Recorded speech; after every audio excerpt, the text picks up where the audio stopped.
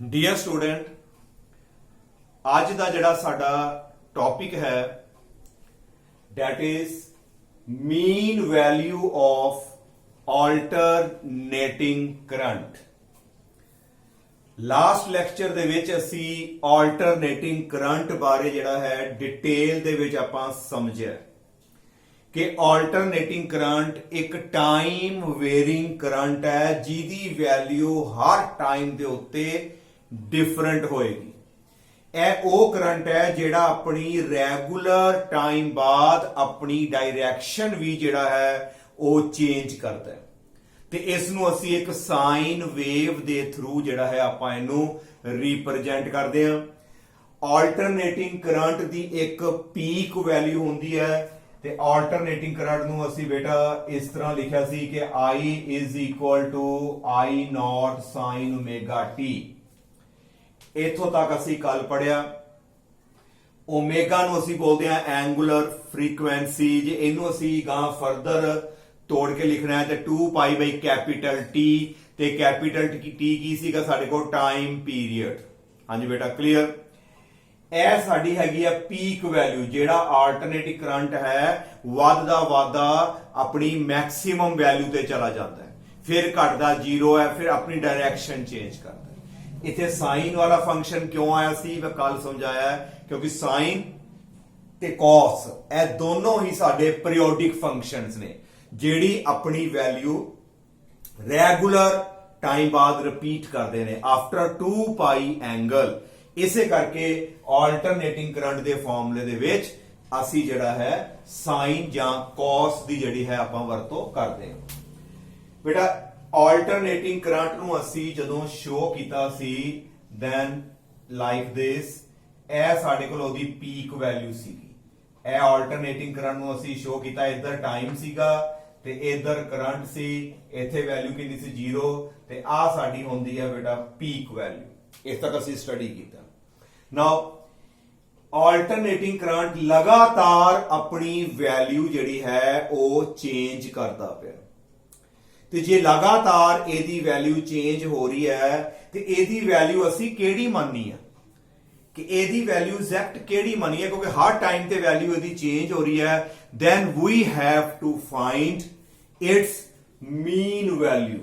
फिर सानू जड़ी है एदी मीन वैल्यू जड़ी है वो निकालनी पड़ेगी।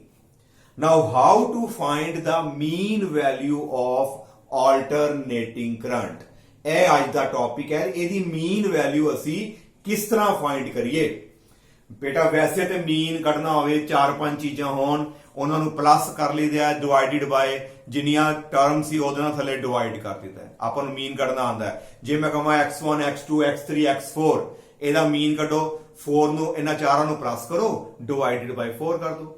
ਪਰ ਇੱਥੇ ਤੇ ਲਗਾਤਾਰ ਸਾਡੀ ਵੈਲਿਊ ਜਿਹੜੀ ਹੈ ਕੰਟੀਨਿਊਸਲੀ ਜਿਹੜੀ ਹੈ ਚੇਂਜ ਹੋ ਰਹੀ ਹੈ। Then it is very difficult to find out the mean according to that method. ਉਹਦੇ ਵਾਸਤੇ ਜਿਹੜਾ ਹੈ ਅਸੀਂ एक नवा जिहड़ा तरीका असी जिहड़ा हुण डिस्कस करन जा रहे हां कि how to find the mean value of alternating current. देखो बेटा ध्यान नाल, डेफिनेशन नूं असी बाद चों समझांगे, पहला असी इहदे थ्रू समझण दी कोशिश करदे हां। ਇਹ मैं जिहड़ी डायग्राम है इत्थों जिहड़ी बनाई सी इहनूं मैं रब कर देना। नाउ मान लो साडे कोल एक सर्किट है, क्योंकि करंट पास करने वास्ते एक सर्किट चाहिए, वायर चाहिए है। हाँ जी बेटा क्लियर है। बैटरी चाहिए है, एक सोर्स चाहिए जिहड़ा वोल्टेज जिहड़ा EMF सप्लाई करे। मान लो एक सर्किट है, जिस सर्किट दे विच असी की कीता ऑल्टरनेटिंग करंट पास करता। पहला असी सर्किट विच ऑल्टरनेटिंग करंट जिहड़ा असी पास कीता। हाँ जी बेटा क्लियर। ਜਦੋਂ ਕਰੰਟ ਨੇ ਸਰਕਟ ਦੇ ਵਿੱਚੋਂ ਜਾਣਾ ਹੈ ਤੇ ਇਹਦਾ ਮਤਲਬ ਹੈ ਜੇ ਕਰੰਟ ਫਲੋ ਕਰ ਰਿਹਾ ਹੈ ਤੇ ਇਹਦਾ ਮਤਲਬ ਚਾਰਜ ਜਿਹੜਾ ਹੈ ਸਾਡਾ ਉਹ ਫਲੋ ਕਰੇਗਾ। ਜੇ ਕਰੰਟ ਫਲੋ ਕਰੇਗਾ it means charge is flowing through the circuit. ਜਿੰਨਾ ਟਾਈਮ ਅਸੀਂ ਕਰੰਟ ਪਾਸ ਕਰਾਂਗੇ ਓਨੇ ਟਾਈਮ ਜਿਹੜਾ ਹੈ ਚਾਰਜ ਜਿਹੜਾ ਸਰਕਟ ਵਿੱਚ ਜਿਹੜਾ ਉਹ ਸੈਂਡ ਹੁੰਦਾ ਰਹੇਗਾ, ਚਾਰਜ ਵੀ ਅੱਗੇ ਜਿਹੜਾ ਹੈ ਉਹ ਜਾਂਦਾ ਰਹੇਗਾ। ਜਿੰਨਾ ਟਾਈਮ ਕਰੰਟ पास होएगा ओने टाइम वास्ते जिहड़ा चार्ज है वो सर्किट विच जिहड़ा वो सेंड होएगा। हाँ जी बेटा क्लियर। ਨਾਓ ਇੱਥੇ ਅਸੀਂ ਜਿਹੜਾ ਹੈ ਦੁਬਾਰਾ ਮੈਂ ਆਲਟਰਨੇਟਿੰਗ ਕਰੰਟ ਦੀ ਡਾਇਗਰਾਮ ਬਣਾ ਦੇਣਾ ਤੁਹਾਨੂੰ ਮੈਂ, ਇਹਨੂੰ ਸਮਝਣ ਦੀ ਜਿਹੜੀ ਹੈ ਜ਼ਰੂਰਤ ਹੈ, ਧਿਆਨ ਨਾਲ ਦੇਖਣਾ। ਆਲਟਰਨੇਟਿੰਗ ਕਰੰਟ ਜਿਹੜਾ ਹੈ ਇਹਦੇ ਵਿੱਚ ਇੱਕ ਸਾਈਕਲ ਜਦੋਂ ਕੰਪਲੀਟ ਹੋ ਗਿਆ ਬੇਟਾ, ਆਹ ਪੂਰਾ ਸਾਈਕਲ ਹੋ ਗਿਆ ਦੇਖੋ ਤੁਹਾਡੇ ਕੋਲ, ਜਦੋਂ ਇੱਕ ਸਾਈਕਲ ਪੂਰਾ ਹੁੰਦਾ ਹੈ ਤੇ ਕੱਲ ਡਿਸਕਸ ਕੀਤਾ ਸੀ ਕਿ ਕਿੰਨਾ ਟਾਈਮ ਲੱਗਦਾ ਹੈ, ਕੈਪੀਟਲ ਟੀ ਟਾਈਮ ਪੀਰੀਅਡ। ਇਸ ਟੋਟਲ ਟਾਈਮ ਦੇ ਵਿੱਚ ਦੇਖੋ ਸਾਡੇ ਕੋਲ ਦੋ ਇਹਦੇ ਹਾਫ ਸਾਈਕਲ ਨੇ, ਇਹ ਵਾਲਾ ਸਾਡੇ ਕੋਲ ਹੈਗਾ ਪੋਜ਼ਿਟਿਵ ਹਾਫ ਸਾਈਕਲ, ਇਹ ਸਾਡੇ ਕੋਲ ਹੈਗਾ ਨੈਗੇਟਿਵ ਹਾਫ ਸਾਈਕਲ। ਪੂਰੇ ਸਾਈਕਲ ਨੂੰ ਅਸੀਂ 2 ਹਾਫ ਸਾਈਕਲ ਦੇ ਵਿੱਚ ਡਿਵਾਈਡ ਕਰ ਲਿਆ। One is a positive half cycle, ਤੇ ਜਿਹੜਾ ਨੀਚੇ ਸਾਡਾ ਲੂਪ ਹੈ ਵਾਲਾ ਉਹਨੂੰ ਅਸੀਂ ਬੋਲ ਦਿੰਦੇ ਆ ਨੈਗੇਟਿਵ ਹਾਫ ਸਾਈਕਲ। ਹਾਂਜੀ ਬੇਟਾ ਕਲੀਅਰ। ਤੇ ਜਿਹੜੀ ਮੀਨ ਵੈਲਿਊ ਹੈ ਸਿਰਫ ਤੇ ਸਿਰਫ ਅਸੀਂ ਹਾਫ ਸਾਈਕਲ ਵਾਸਤੇ ਨਿਕਾਲਣੀ ਹੈ। ਕਹਿਣ ਦਾ ਮਤਲਬ 0 ਤੋਂ ਲੈ ਕੇ ਇੱਥੇ ਜਿਹੜਾ ਟਾਈਮ ਹੋਏਗਾ ਨਾ ਸਾਡੇ ਕੋਲ t/2 ਹੋਏਗਾ, ਆਹ ਵਾਲਾ ਟਾਈਮ ਅਸੀਂ ਮੀਨ ਵੈਲਿਊ ਸਿਰਫ ਤੇ ਸਿਰਫ ਨਿਕਾਲਾਂਗੇ ਫॉर ਹਾਫ ਸਾਈਕਲ, ਕਿਉਂਕਿ ਪੂਰੇ ਸਾਈਕਲ ਦੇ ਵਿੱਚ ਸਾਡੇ ਕੋਲ ਇੱਕ ਪੋਜ਼ਿਟਿਵ ਵੈਲਿਊ ਆ ਜਾਣੀ ਹੈ ਤੇ ਇੱਕ ਨੈਗੇਟਿਵ ਵੈਲਿਊ ਆ ਜਾਣੀ ਹੈ, ਤੇ ਉਹ ਦੋਨੋਂ ਸੇਮ ਹੁੰਦੀਆਂ, ਇੱਕ ਪੋਜ਼ਿਟਿਵ ਤੇ ਇੱਕ ਨੈਗੇਟਿਵ, ਉਹਨਾਂ ਨੇ ਤੇ ਕੈਨਸਲ ਕਰ ਜਾਣਾ ਹੈ। ਇਹਦਾ ਮਤਲਬ ਮੀਨ ਵੈਲਿਊ ਕੰਪਲੀਟ ਸਾਈਕਲ ਦੀ ਕਿੰਨੀ ਆਏਗੀ? 0। ਕਦੀ ਵੀ ਮੀਨ ਵੈਲਿਊ ਕੰਪਲੀਟ ਸਾਈਕਲ ਦੀ ਨਹੀਂ ਕੱਢਣੀ, ਕਿਉਂਕਿ ਕੰਪਲੀਟ ਸਾਈਕਲ ਦੇ ਵਿੱਚ ਸਾਡੇ ਕੋਲ 2 ਹਾਫ ਸਾਈਕਲ ਆਣਗੇ, ਇੱਕ ਪੋਜ਼ਿਟਿਵ ਤੇ ਇੱਕ ਨੈਗੇਟਿਵ, ਦੋਨੋਂ ਵੈਲਿਊਜ਼ ਜਿਹੜੀਆਂ ਹੋਣਗੀਆਂ ਉਹ ਕੈਨਸਲ ਹੋ ਜਾਣਗੀਆਂ ਇਕੁਅਲ ਐਂਡ ਆਪੋਜ਼ਿਟ ਹੋਣ ਕਰਕੇ। ਇਸ ਕਰਕੇ ਕੰਪਲੀਟ ਵੈਲਿਊ ਜਿਹੜੀ ਹੈ ਕੰਪਲੀਟ ਸਾਈਕਲ ਦੀ ਮੀਨ ਵੈਲਿਊ 0 ਆਏਗੀ। ਤੇ ਜਦੋਂ ਵੀ ਅਸੀਂ ਆਪਾਂ ਮੀਨ ਵੈਲਿਊ ਕੱਢਣੀ ਆ ਆਲਟਰਨੇਟਿੰਗ ਕਰੰਟ ਦੀ ਤੇ ਸਿਰਫ ਹਾਫ ਸਾਈਕਲ ਵਾਸਤੇ ਕੱਢਣੀ ਆ। mean value of alternating current is calculated for any half cycle, ਭਾਵੇਂ ਪੋਜ਼ਿਟਿਵ ਦੀ ਕੱਢੋ ਭਾਵੇਂ ਨੈਗੇਟਿਵ ਦੀ ਕੱਢੋ, ਦੋਨਾਂ ਦਾ ਆਨਸਰ ਸੇਮ ਹੀ ਆਣਾ ਹੈ। ਹਾਂਜੀ ਬੇਟਾ ਕਲੀਅਰ। ਨਾਓ ਮੰਨ ਲਓ ਕਿ ਸਾਡੇ ਕੋਲ ਇੱਕ ਸਰਕਟ ਹੈ, ਇਸ ਸਰਕਟ ਦੇ ਵਿੱਚ ਕੀ ਹੋਇਆ ਕਿ ਅਸੀਂ ਇੱਕ ਆਲਟਰਨੇਟਿੰਗ ਕਰੰਟ ਪਾਸ ਕਰਤਾ। ਸਰਕਟ ਦੇ ਵਿੱਚ ਆਲਟਰਨੇਟਿੰਗ ਕਰੰਟ ਪਾਸ ਕੀਤਾ ਕਿੰਨੇ ਟਾਈਮ ਵਾਸਤੇ? ਸਿਰਫ t/2। ਕਹਿਣ ਦਾ ਮਤਲਬ 0 ਤੋਂ ਲੈ ਕੇ t/2, ਸਿਰਫ ਤੇ ਸਿਰਫ ਹਾਫ ਸਾਈਕਲ ਵਾਸਤੇ ਮੈਂ ਕਰੰਟ ਪਾਸ ਕੀਤਾ। ਹਾਂਜੀ ਬੇਟਾ ਕਲੀਅਰ। ਸਰਕਟ ਵਿੱਚੋਂ ਮੈਂ ਕਿੰਨੇ ਟਾਈਮ ਵਾਸਤੇ ਕਰੰਟ ਪਾਸ ਕੀਤਾ? Only for 0 to t/2 half cycle ਲਈ।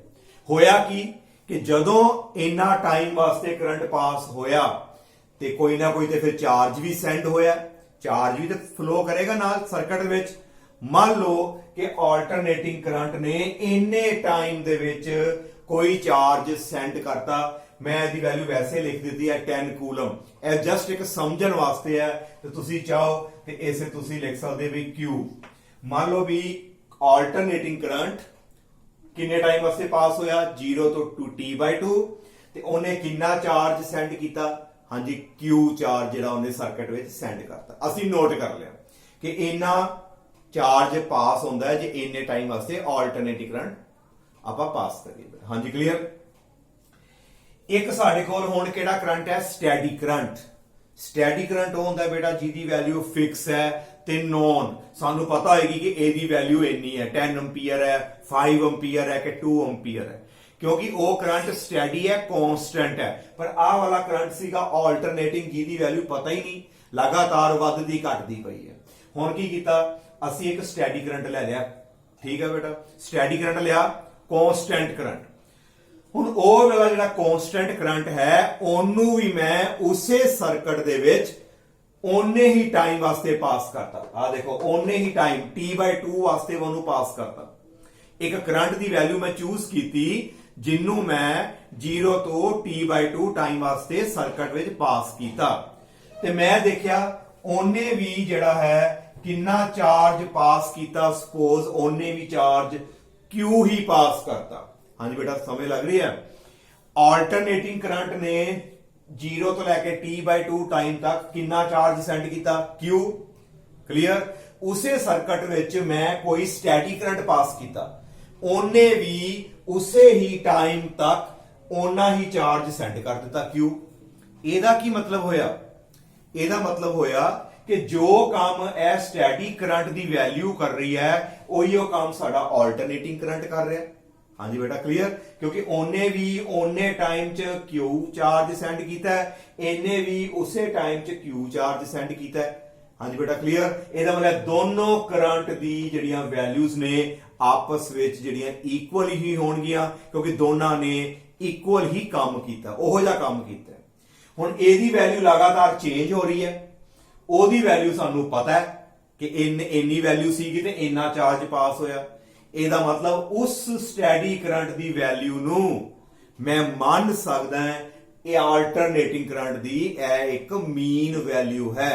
then that value of steady current will be equivalent to the mean value of alternating current, क्योंकि इन्हें ਵੱਧ ਚੜ ਕੇ इन्हें इस तरह चलना है, उन्हें कांस्टेंट चलना है। ਇਹਦਾ मतलब जो काम इन्हें ਕੀਤਾ इन्हें रल के सारा ਕੀਤਾ, ਇਹਦਾ मतलब ਆਹ ਵਾਲੀ वैल्यू ਜਿਹੜੀ कांस्टेंट है ਇਹਨੂੰ ਅਸੀਂ ਇਹਦੀ मीन वैल्यू ਅਸੀਂ ਮੰਨ ਸਕਦੇ ਹਾਂ। ਹਾਂਜੀ ਬੇਟਾ ਕਲੀਅਰ ਹੋ ਗਈ। ਆਓ ਹੁਣ ਡੈਫੀਨੇਸ਼ਨ ਤੋਂ ਦੇਖਦੇ ਹਾਂ। Mean value of alternating current over any half cycle। पहली गल ते सिर्फ तुसी हाफ साइकिल वास्ते मीन वैल्यू कटनी है। Clear, over any half cycle is that value of steady current. Mean value is that value of steady current. Steady current दी ओ वैल्यू है विच वुड सेंड, जेड़ा भेजेगी same amount of charge.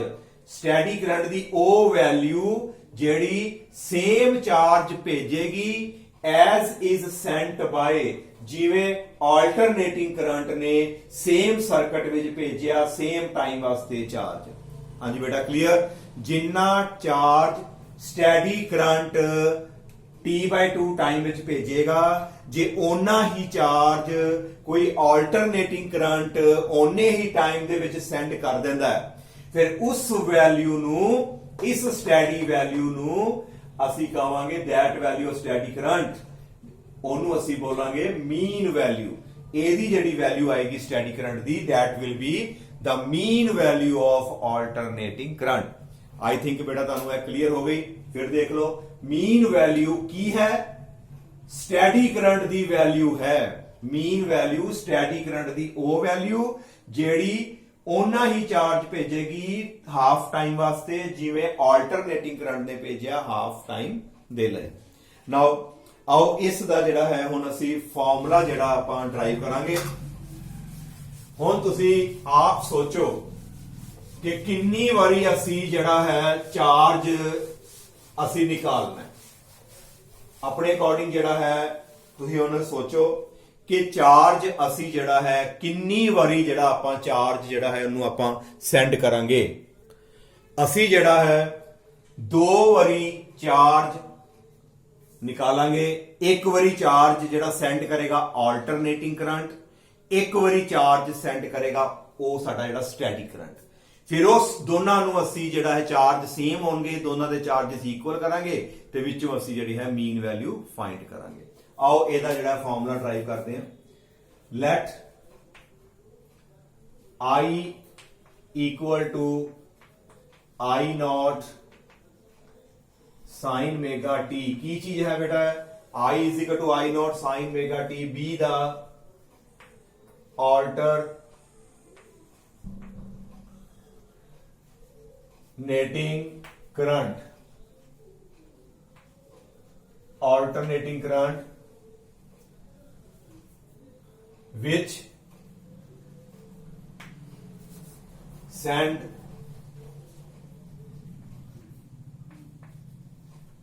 the charge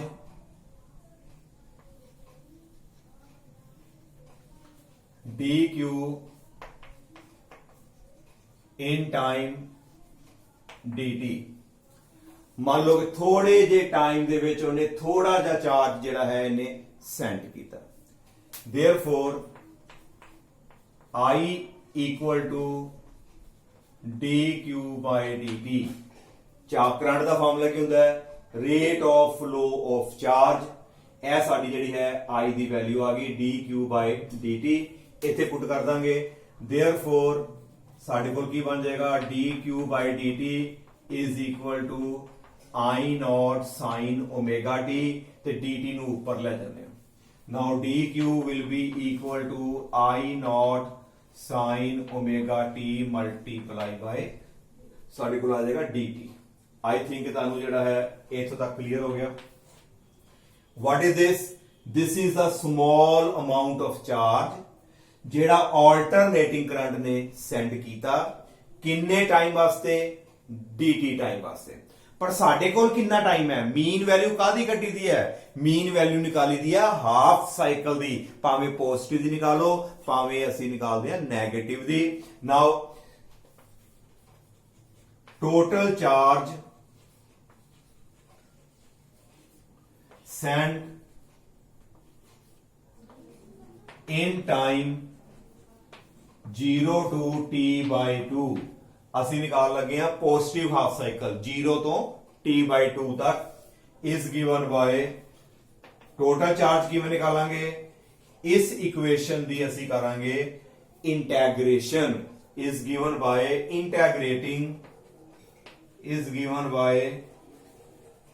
integrating the above equation।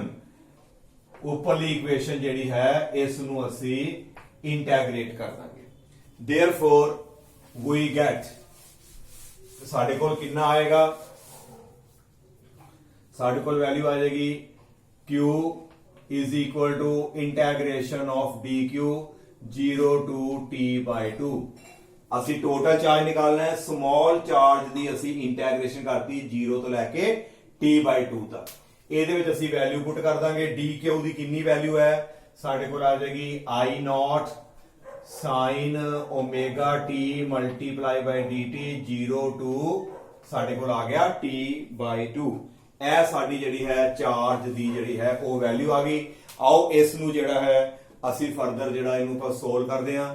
ਸਾਡੇ ਕੋਲ ਆਏਗਾ q ਤੇ ਜਿਹੜੀ ਚੀਜ਼ ਕਾਂਸਟੈਂਟ ਹੈ ਪੀਕ ਵੈਲਿਊ ਤੇ ਹਮੇਸ਼ਾ ਜਿਹੜੀ ਫਿਕਸ ਰਹੇਗੀ ਉਹਨੂੰ ਇੰਟੈਗ੍ਰੇਸ਼ਨ ਚੋਂ ਅਸੀਂ ਬਾਹਰ ਕੱਢ ਦਿੱਤਾ ਤੇ ਇੱਥੇ ਆ ਗਿਆ ਸਾਡੇ ਕੋਲ t by 2 ਤੇ ਨਾਲ ਆ ਗਿਆ sin omega t dt। ਅੰਦਰ ਸਾਡੇ ਕੋਲ ਜਿਹੜਾ ਬਚ ਜਾਏਗਾ sin omega t dt। ਨਾਓ sin omega t ਦੀ ਜਿਹੜੀ ਹੈ ਇੰਟੈਗ੍ਰੇਸ਼ਨ ਉਹ ਕਿੰਨੀ ਹੁੰਦੀ ਹੈ ਬੇਟਾ? sin ਦੀ ਡਿਫਰੈਂਸ਼ੀਏਸ਼ਨ cos ਹੁੰਦੀ ਹੈ ਪਰ sin ਦੀ ਜਦੋਂ ਇੰਟੈਗ੍ਰੇਸ਼ਨ ਕਰਦੇ ਆ ਤੇ ਉਹ ਆਨਸਰ ਜਿਹੜਾ ਆਉਂਦਾ ਸਾਡਾ ਮਾਈਨਸ ਚ ਆਉਂਦਾ ਹੈ। Now q will be equal to I ਨॉट sin ਦੀ ਇੰਟੈਗ੍ਰੇਸ਼ਨ cos omega t ਤੇ ਓਵਰ ਜੋ ਇੱਥੇ ਐਂਗਲ ਹੁੰਦਾ ਹੈ ਉਹਦਾ ਕੋਐਫੀਸ਼ੀਐਂਟ ਨੀਚੇ ਆਏਗਾ omega cos omega t divided by omega। Differentiation करनी होए बेटा ते साइन दी cos omega t आंदी है ते इत्थे साडे कोल जिहड़ी है साइन दी जिहड़ी है ਉਹ ਆਏਗੀ ਸਾਡੇ ਕੋਲ minus cos omega t over ਕੀ ਆਂਦਾ ਸਾਡੇ ਕੋਲ ओमेगा ਤੇ ਲਿਮਟ ਕਿਹੜੇ ਪਾਸੇ ਪਾਈ ਦੀ ਆ? ਇਹਨੂੰ ਅਸੀਂ ਪਾਵਾਂਗੇ ਰਾਈਟ ਸਾਈਡ ਦੇ ਉੱਤੇ ਆਪਾਂ ਇਹਦੀ ਜਿਹੜੀ ਹੈ ਉਹ ਆਪਾਂ ਜਿਹੜੀ ਇਹਦੀ ਵੈਲਿਊ ਪੁੱਟ ਕਰ ਦਿੰਦੇ ਹਾਂ। ਨਾਓ ਇਸ ਤੋਂ ਬਾਅਦ q is equal to I ਨॉट। ਹੁਣ ਅਸੀਂ ਇਹਦੇ ਵਿੱਚ ਜਿਹੜੀ ਹੈ ਵੈਲਿਊ ਜਿਹੜੀ ਆਪਾਂ ਪੁੱਟ ਕਰਨੀ ਹੈ ਸਮਾਲ t ਦੀ। ਆਓ ਪਹਿਲਾਂ ਵੈਲਿਊ ਪੁੱਟ ਕਰਦੇ ਹਾਂ minus cos omega small t ਦੀ ਜਗ੍ਹਾ ਤੇ ਕੀ ਆਏਗਾ t by 2 ਡਿਵਾਈਡਡ ਬਾय omega। ਫਿਰ ਅਸੀਂ ਸਾਈਨ ਕਿਹੜਾ ਪਾਣਾ ਹੈ? ਫਿਰ ਅਸੀਂ ਸਾਈਨ ਪਾਣਾ ਹੁੰਦਾ ਹੈ ਮਾਈਨਸ ਦਾ। ਜਦੋਂ ਅਸੀਂ ਇੱਥੇ ਮਾਈਨਸ ਦਾ ਸਾਈਨ ਪਾਵਾਂਗੇ ਤੇ ਉਸ ਤੋਂ ਬਾਅਦ ਸਾਡੇ ਕੋਲ ਇਹ ਵੀ ਸਾਈਨ ਕਿਹੜਾ ਹੈ ਮਾਈਨਸ ਦਾ ਤੇ ਇੱਥੇ ਸਾਡੇ ਕੋਲ ਜਿਹੜੀ ਹੈ ਉਹ ਵੈਲਿਊ ਕਿੰਨੀ ਆ ਜਾਏਗੀ ਸਾਡੇ ਕੋਲ ਪਲੱਸ ਤੇ ਸਾਡੇ ਕੋਲ ਬਣ ਜਾਏਗਾ cos omega ਇਨਟੂ ਸਾਡਾ ਟਾਈਮ ਦੀ ਜਗ੍ਹਾ ਤੇ ਕਿੰਨਾ ਭਰ ਦਾਂਗੇ ਅਸੀਂ 0 ਡਿਵਾਈਡਡ ਬਾय ਸਾਡੇ ਕੋਲ ਆ ਜਾਏਗਾ omega। t ਦੀ ਜਗ੍ਹਾ ਤੇ ਇੱਕ ਵਾਰੀ t by 2 ਉਸ ਤੋਂ ਬਾਅਦ ਸਾਡੇ ਕੋਲ ਜਿਹੜਾ ਹੈ t ਦੀ ਜਗ੍ਹਾ ਤੇ ਕਿੰਨੀ ਵੈਲਿਊ ਪੁੱਟ ਕਰ ਦਿੱਤੀ ਆਪਾਂ 0 ਪੁੱਟ ਕਰ ਦਿੱਤੀ ਹੈ। ਨਾਓ ਇਸ ਤੋਂ ਬਾਅਦ ਅਸੀਂ ਇਹਨੂੰ ਫਰਦਰ ਸੋਲਵ ਕਰਦੇ ਹਾਂ। q will be equal to q ਦੀ ਵੈਲਿਊ ਕਿੰਨੀ ਆਏਗੀ I not. Now it is minus omega ਨੂੰ ਤੋੜ ਦੇਣਾ ਹੈ। ओमेगा ਨੂੰ ਜਦੋਂ ਤੋੜੋਗੇ 2 pi by capital T। Omega ਦਾ ਫਾਰਮੂਲਾ ਕੱਲ ਦੱਸਿਆ ਸੀ 2 pi by capital T multiply by T by 2 divided by ਸਾਡੇ ਕੋਲ ਕਿੰਨਾ ਹੈਗਾ ओमेगा ਪਲੱਸ ਇਧਰੋਂ ਬਣ ਗਿਆ ਸਾਡਾ cos 0 cos 0 ओवर साडे कोल कितना आ गया ओमेगा और Q is equal to omega ਨੂੰ ਅਸੀਂ ਵਿੱਚੋਂ ਬਾਹਰ ਕੱਢ ਦਿੱਤਾ I नॉट ओवर ओमेगा ਤੇ t ਨਾਲ t ਤੇ 2 ਨਾਲ 2 cancel it is minus cos ਸਾਡੇ ਕੋਲ ਬਚ ਗਿਆ ਪਾਈ ਮਾਈਨਸ cos ਪਾਈ ਤੇ ਪਲੱਸ cos ਸਾਡੇ ਕੋਲ ਕਿੰਨਾ ਆ ਗਿਆ 0 minus cos pi plus cos 0 और Q is equal to I not over omega minus ए आ गया ते cos पाई कितना होंदा है बेटा cos पाई दी जिहड़ी वैल्यू है साडे कोल -1 होंदी है cos pi the value it is -1 ते cos 0 दी वैल्यू साडे कोल कितनी आ गई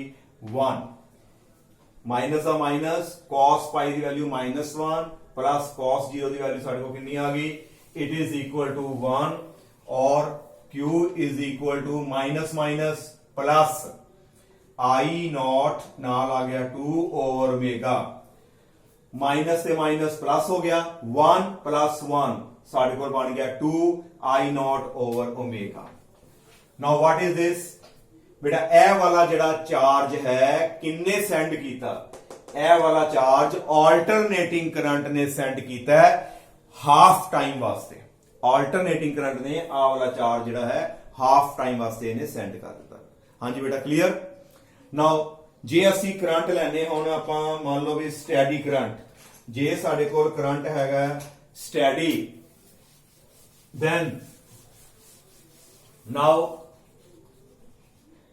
if I am be the a mean value ए साडे कोल एक मीन वैल्यू है I M the mean value of alternating current AC का मतलब alternating current then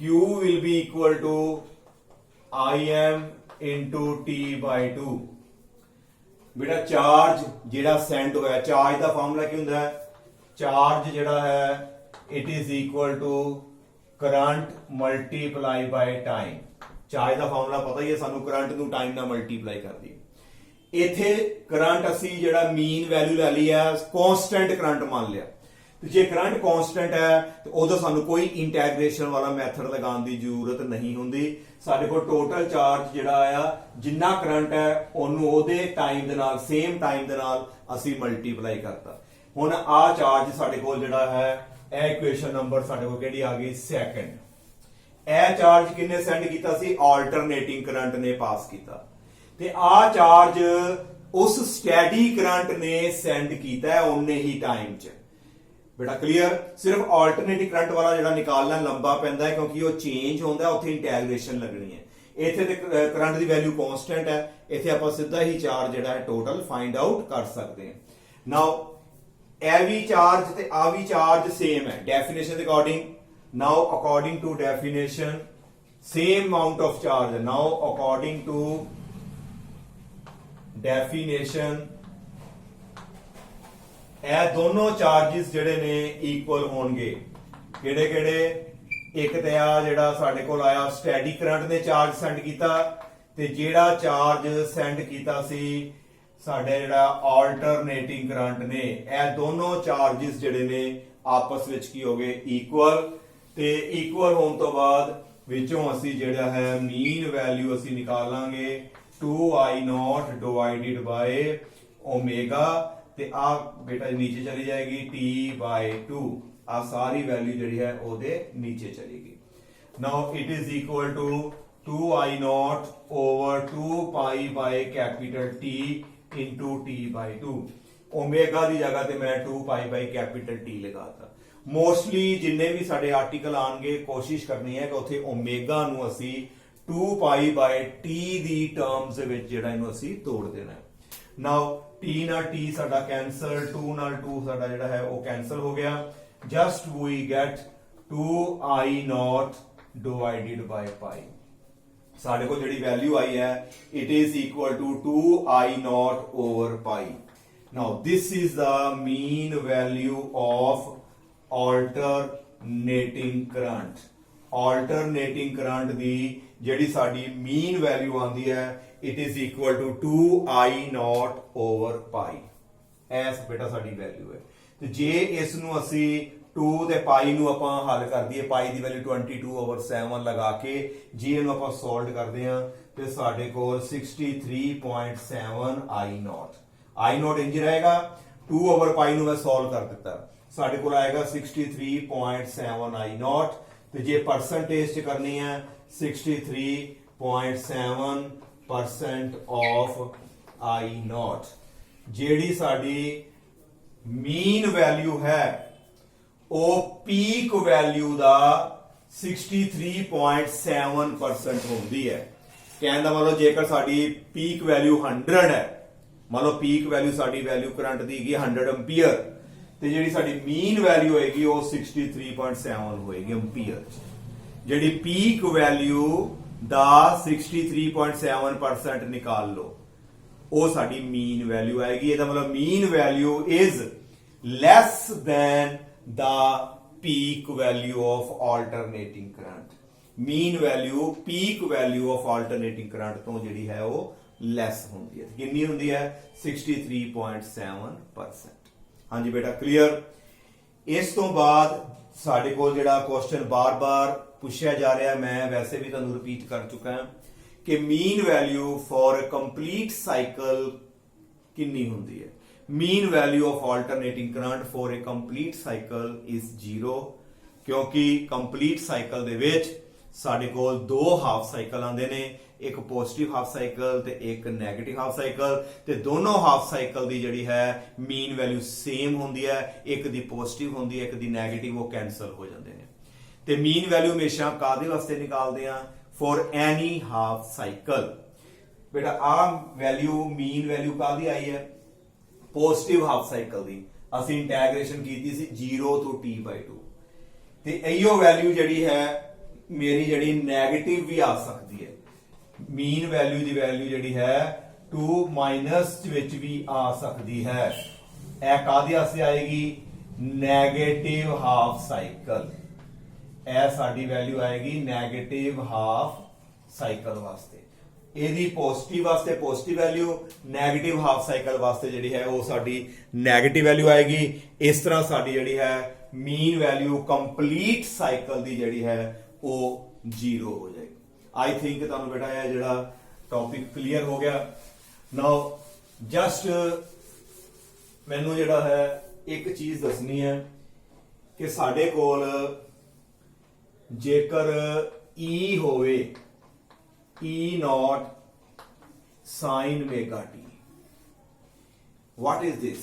This is the alternating EMF। ਜੇ ਇਹ alternating EMF ਹੈ, ਇਹਦੀ ਵੀ ਅਸੀਂ ਮੀਨ ਵੈਲਿਊ ਬੇਟਾ ਨਿਕਾਲ ਸਕਦੇ ਹਾਂ।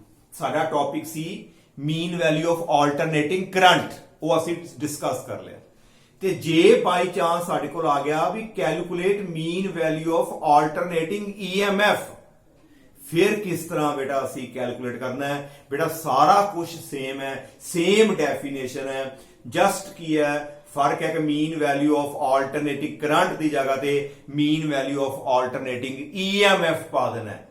ਹਾਂਜੀ ਬੇਟਾ ਬਾਕੀ ਸਾਰਾ ਆਰਟੀਕਲ ਉਸ ਤਰ੍ਹਾਂ ਹੀ। ਉਹਦੀ ਸਟਾਰਟਿੰਗ I ਤੋਂ ਕੀਤੀ ਹੈ, ਦੇਖਣਾ ਉਹਦੀ ਸਟਾਰਟਿੰਗ ਜਿਹੜੀ ਆਰਟੀਕਲ ਦੀ ਸੀਗੀ I not sin omega t, ਇਥੋਂ ਸਟਾਰਟ ਹੋਇਆ, ਤੇ ਇਹ ਵਾਲਾ ਆਰਟੀਕਲ E ਤੋਂ ਸਟਾਰਟ ਹੋਏਗਾ।